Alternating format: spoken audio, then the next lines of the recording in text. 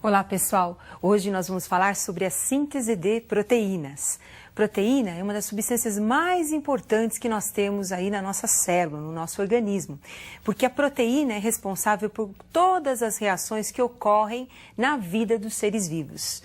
Por exemplo, a cor de um olho depende, se ele for claro ou escuro, da quantidade de pigmento produzido pela célula do olho. Esse pigmento produzido depende da proteína, que é uma enzima que vai ativar a produção desse pigmento. E a pergunta inicial desta aula será: como se determinam as características de uma espécie? Todas as nossas características estão nos nossos cromossomos. Temos aí a fita de DNA, substância que forma os nossos cromossomos. O DNA é uma molécula formada por dupla hélice, dupla cadeia de nucleotídeos. Num pedaço do DNA, nós vamos encontrar o gene, responsável pela informação genética.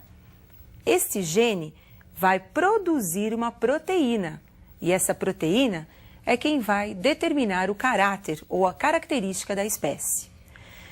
Proteína pode ser uma enzima participando das reações respiratórias e digestórias de uma célula. Pode ser um hormônio, como a insulina, que participa do processo de manter a taxa de glicose no sangue. Proteína também pode ser um pigmento, como a melanina, pigmento da pele. Então, como nós acabamos de observar, o DNA é formado por uma dupla cadeia de nucleotídeos. E os nucleotídeos são representados pelas bases nitrogenadas, como nós acabamos de ver. Eu estou insistindo muito nisso para vocês entenderem a próxima parte da nossa aula, que é como é que ocorre essa máquina de síntese de proteínas. Porque para o DNA traduzir a informação genética, é necessário estabelecer um contato entre o DNA, onde tem a informação, e a síntese da proteína, que são os ribossomos. Esse contato ele é feito através de um que nós chamamos de código genético. O código genético ele é universal, ele é válido para todos os seres vivos. E ele é representado, então, por símbolos, que são palavras que vão determinar a proteína a ser produzida. Aonde fica esse código genético? Esse código genético nós vamos encontrar no DNA. Observe agora uma informação importante para vocês. O DNA ele tem uma sequência de bases nitrogenadas, mas a cada 3 bases nitrogenadas nós vamos encontrar um códon. Esse códon é o responsável, então, pela informação genética que vai codificar o aminoácido. Então, a proteína ela é formada por uma cadeia de aminoácidos. Agora, cada aminoácido vai ter sua correspondência ao códon do DNA. Então, é o DNA que formam palavras, e essas palavras, que são os códons, é que vão ser traduzidas nos ribossomos, e lá nós vamos encontrar a síntese da nossa proteína. Agora, isso é muito complexo, e eu preparei um esquema bem resumido para você entender melhor como é que funciona essa máquina de produção de proteína. Observe comigo as etapas da síntese proteica. Primeira parte, está lá, o nosso DNA no núcleo da célula, onde tem a informação genética. Essa informação está contida na sequência das bases nitrogenadas. O DNA forma uma fita através de um processo conhecido como transcrição. Então, do DNA, nós vamos formar o RNA mensageiro. O nome já está dizendo, mensageiro, porque está carregando a informação do DNA. Este RNA mensageiro, ele sai do núcleo através dos poros da membrana nuclear e vai para a carioteca. Aliás, vai para o citoplasma. No citoplasma, o RNA mensageiro se liga ao ribossomo. Vocês estão observando os aminoácidos na tela? Esses aminoácidos entraram na célula após a digestão. Serão aproveitados e serão encadeados nos ribossomos para formar a proteína. Agora, como é que esses aminoácidos chegam até os ribossomos? Eles são carregados pelo RNA transportador. Como é que o RNA transportador carrega esses aminoácidos? Através da informação do RNA mensageiro.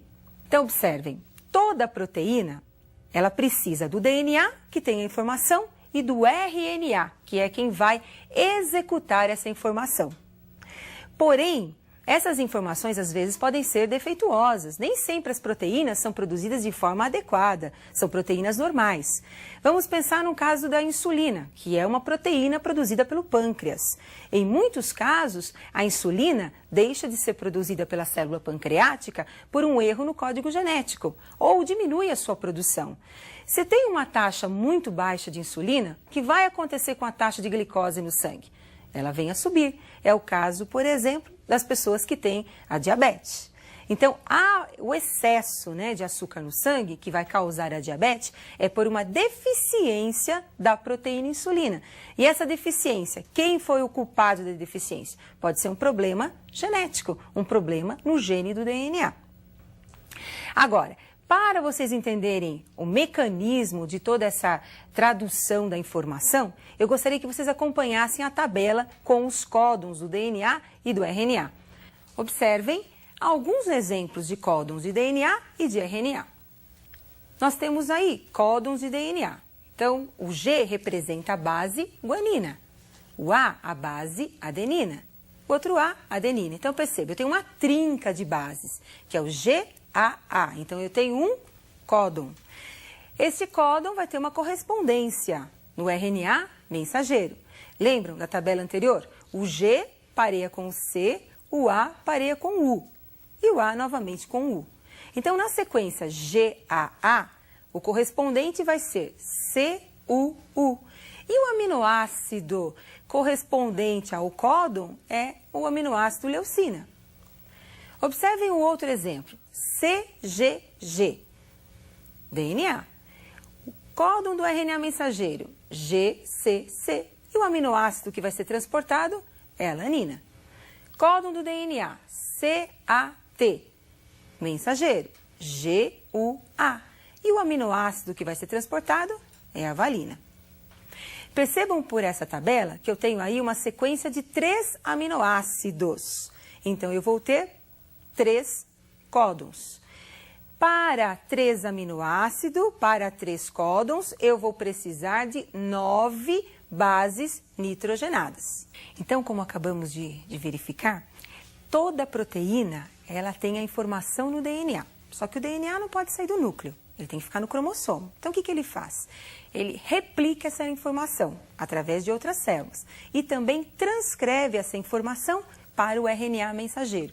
Então, temos aí a participação do RNA mensageiro carregando a informação do DNA. O RNA mensageiro sai do núcleo, vai para o citoplasma, atravessando os poros da membrana nuclear e chega no ribossomo. Lá no ribossomo ele se liga e daí nós vamos ter a organização dos aminoácidos. Quem é o responsável pela organização dos aminoácidos? É o RNA mensageiro que tem a informação e o RNA transportador que carrega os aminoácidos até os ribossomos. Daí nós vamos ter a proteína formada. Mas nós temos proteínas com 50 aminoácidos, nós temos proteínas com 400 aminoácidos, enfim, temos aí vários tamanhos de proteína. Essas cadeias de aminoácidos, na verdade, ela é formada por repetições de aminoácidos, porque existem na natureza 20 aminoácidos. Se a cadeia tem 300, é porque entre eles existem repetições dos aminoácidos. Mas quem é que é responsável por essa sequência dos aminoácidos? É o DNA. Por isso, entre muitas proteínas, entre as diversas proteínas que nós temos nos seres vivos, a formação dessas proteínas é que é a característica de cada espécie, que é a característica de cada ser vivo. E essas diversas proteínas é que ajudam no funcionamento da célula, como enzimas, como hormônios, como nós vimos no início da aula. E este é um lembrete precioso. Você não pode esquecer. A diversidade que nós temos de proteínas é devido ao material genético de cada ser vivo. Você decifrar a informação da proteína ajuda muito a você tentar descobrir muitas doenças, as causas de muitas doenças, corrigi-las através do gene. Quando você localiza o gene, você localiza também a produção daquela proteína defeituosa. Por exemplo, observe um caso que pode aparecer na espécie humana. Olha aí, uma pessoa albina.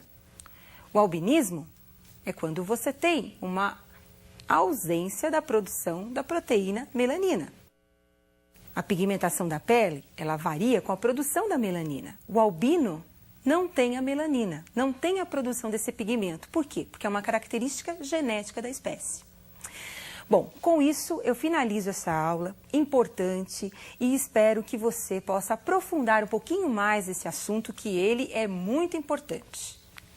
E eu aguardo vocês para a nossa próxima aula.